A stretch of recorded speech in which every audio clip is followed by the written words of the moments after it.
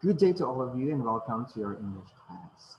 Today, you'll learn a new topic related on what you had read last meeting.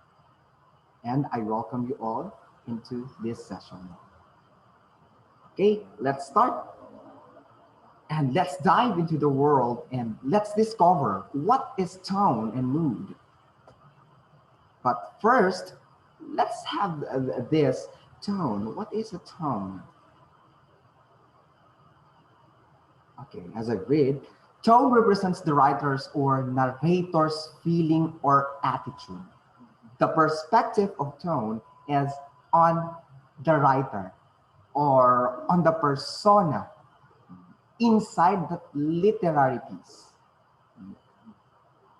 That's the feeling or attitude or the so-called tone. And tone is described by using different adjectives or words. The choice of words dictates the tone. And by having a tone, this is a way for the writer or the author or the narrator shape content or experience into the reader's mind. That's how tone works. And some of us are interchangeably use tone and voice. And I want to differentiate the two.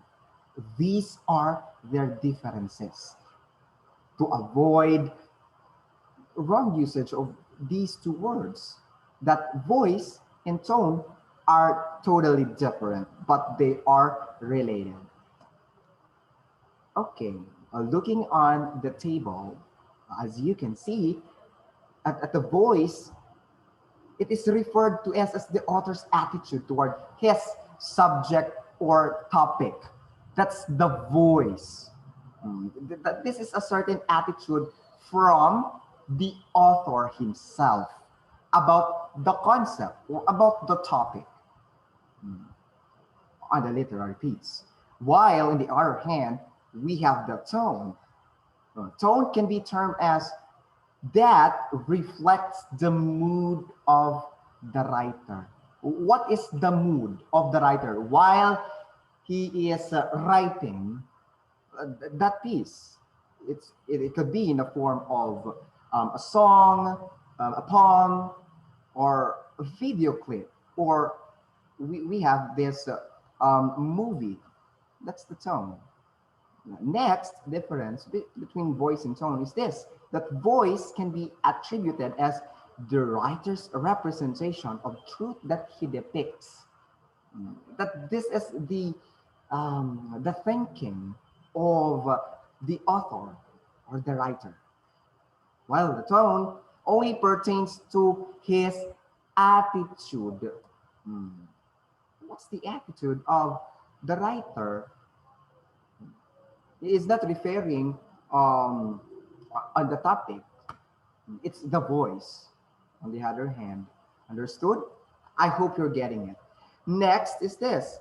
Voice can be called as authoritative because it dictates there. It shows on that piece, on that online text or in the published text.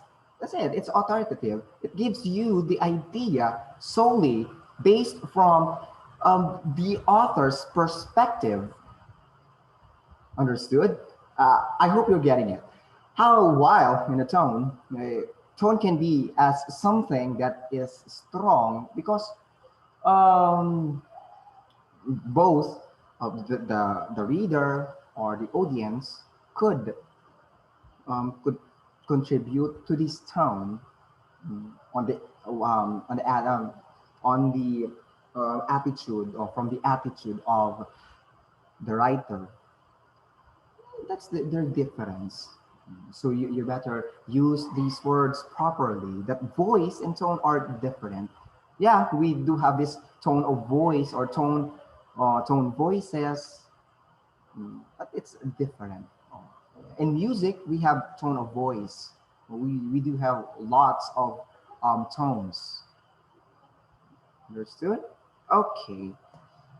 And also this voice and tone reflect your attitude about the subject and your readers. Voice is who the readers hear talking in your papers.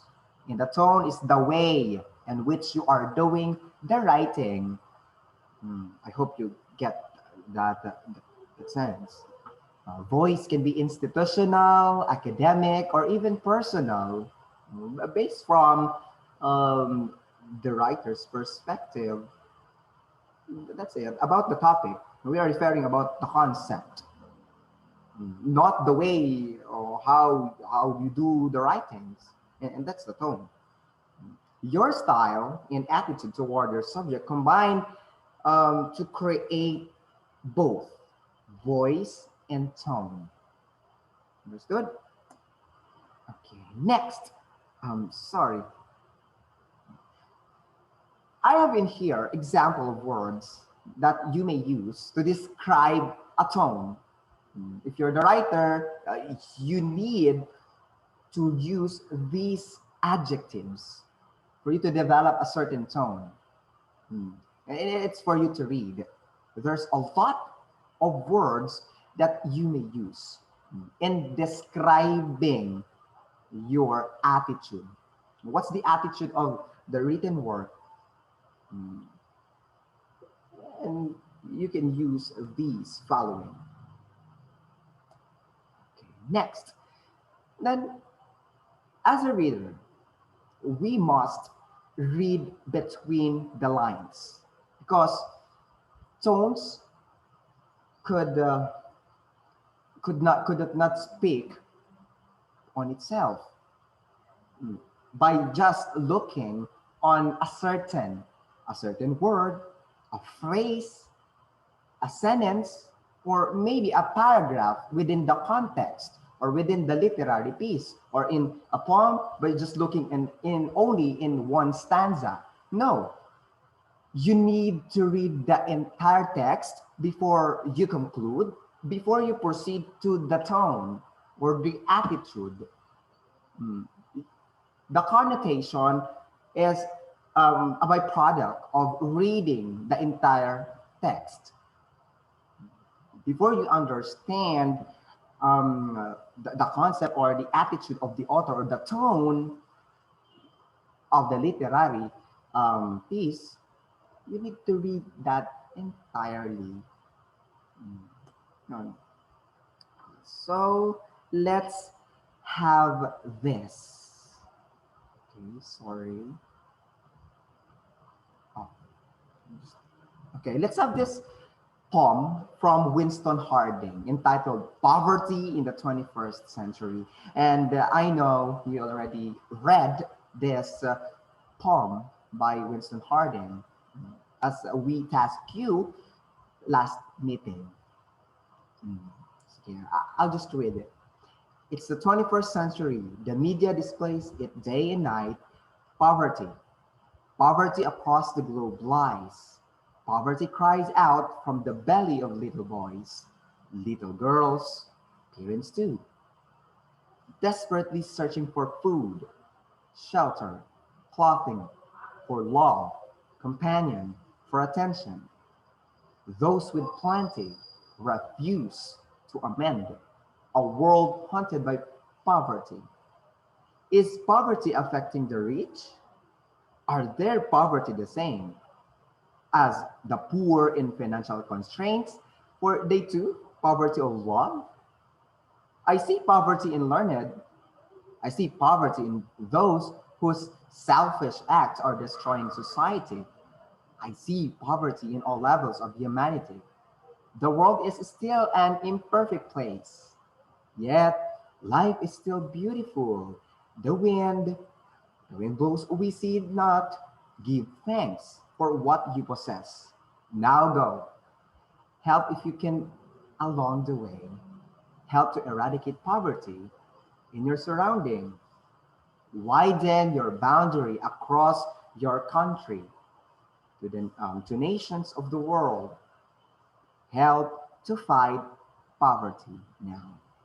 And that's the poem from Winston Harding, entitled "Poverty in the 21st Century." Now, let's know what's the tone or the attitude of the author while he's writing the poem. W- Um, can you tell me what is the attitude of Winston Harding? Is the tone light? Is the tone angry? Or is the tone optimistic or objective? Okay, you think. I'll give you time for it. What do you think is the tone? Okay, you answer that on your mind, and let's see what's the correct answer. Okay, the tone of that poem is objective and optimistic. As you can see, the attitude of the author is objective. He wants to portray and he wants to show us that poverty is this. There is setting up of what you can see. What are they doing? What are they suffering from? Right? It's poverty. Then it's optimistic. It's positive because maybe at the latter part or the latter stanza will give us hope, or we can also give this tone that could really, it's hopeful, right? That could be the attitude. The author is hoping to fight, or we fight for this kind of problem, which is poverty. And that's the tone. Okay, let's proceed. I hope you get that. Simply remember that tone is the attitude. Kindly get letter T there. And remember, it's attitude. That's the tone. Okay, let's proceed to the mood. Okay, MOOD. It's mood. Let's get to know what is this. Mood is the emotion that the readers feel while reading about the subject. If the tone, I'll just go back to the tone, if the tone concerns about the writer himself, mood on the other hand refers to the readers or on the audience. Opo, that's it. You see mood develop through the setting and this certain atmosphere within the story, within the text, within the poem, on the movie, on the audio clip, or on the podcast, or even in songs. Mm. There is a mood that created mm, while you are reading, while you are listening, while you are watching the text, the movie, and many more. What you feel as a reader or as a viewer or this certain audience, mm, that's the mood of that thing. Understood? Mm. Your emotion, your feeling is the mood of the text. Mm. While tone is based from the author's perspective and feeling or emotion. Understood? Yeah, it's a great difference. Well, and also, this is the way you felt, or what's your so-called vibe? No? What's your vibe while watching? That's your mood. And here are some examples on how to describe the mood within the literary text. It's for you to read. There are lots of descriptive words or adjectives that could um, enhance your text. If you as an author wants to relay this certain mood on your audience, you need to use these words for clearer and effective. mood. I hope you're getting it. Okay, let's have again the poem. The same poem na lang. Mm. Let's let's scrutinize what's your mood. Mm. Upon I read the poem or you read the poem, what did you feel? What did you feel about this first? About the poem? Are you hopeless? Are you in love? Are you dedicated? Are you motivated? What else? Is there an empathy or sympathy or pathetic? What do you think? We can't say that somebody's mood about the text is wrong. It's based from the perspective of the reader, and we can get the there's no wrong with that. So every mood based from the reader is correct. That's based from his or her perspective, and that's what he or she feels while he's reading or while watching or listening. There's no wrong with the mood. Okay? How about in the online text entitled No Significant Poverty Reduction Despite 6% GDP Growth, PIDS, by written by Edo Lopez. What is the mood of that? According to the article,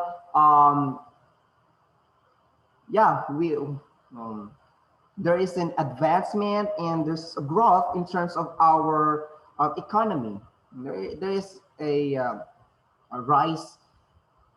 We have the 6%. 6% is more, diba? But there's no change at all. We Filipinos are still poor, even though our economy boomed in its peak. But poverty is still the same. The problem is still there. What do you think so? And what's your mood about that? And it's correct. Understood? Okay.